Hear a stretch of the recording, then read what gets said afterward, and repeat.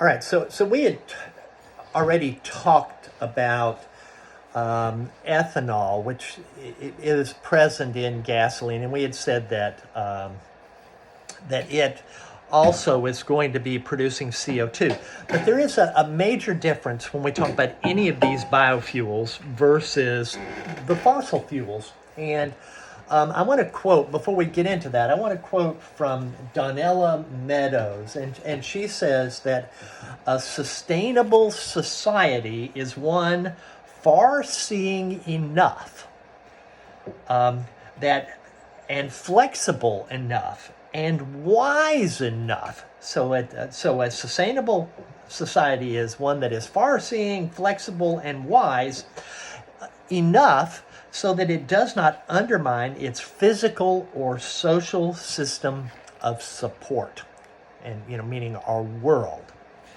And she went on to point out the obvious, but in a lot of cases it's really important to state the obvious.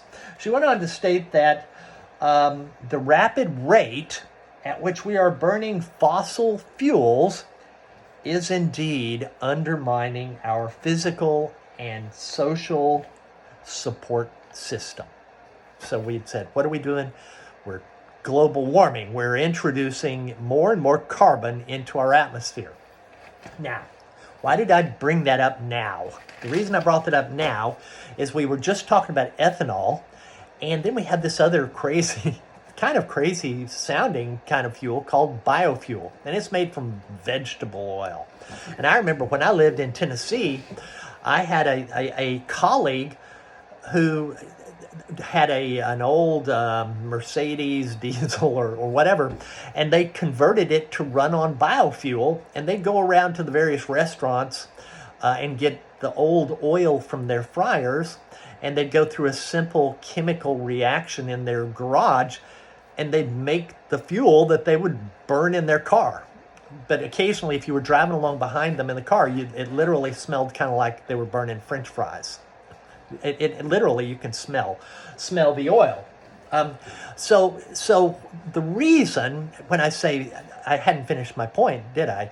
So the reason that the difference, and the reason that I mentioned Danielle Meadows' quote here, is that yes, ethanol and this vegetable oil biofuel, it does release CO2.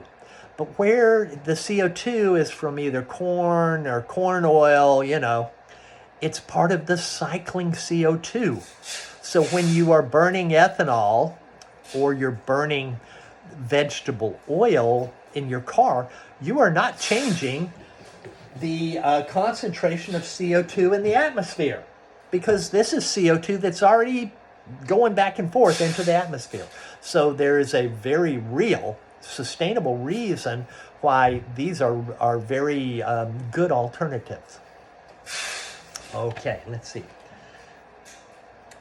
Okay, so again, it has some of the same byproducts. Basically, what you do is you add enzymes to the vegetable oil, and it will convert it into the biodiesel. So what is vegetable oil? It's a triglyceride.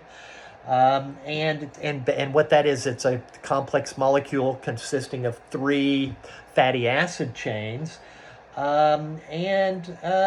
you break it down and cut off the glycerol so that you have the fatty acid chains, and you can burn this stuff as a fuel for your car. All right, I'm gonna stop right there.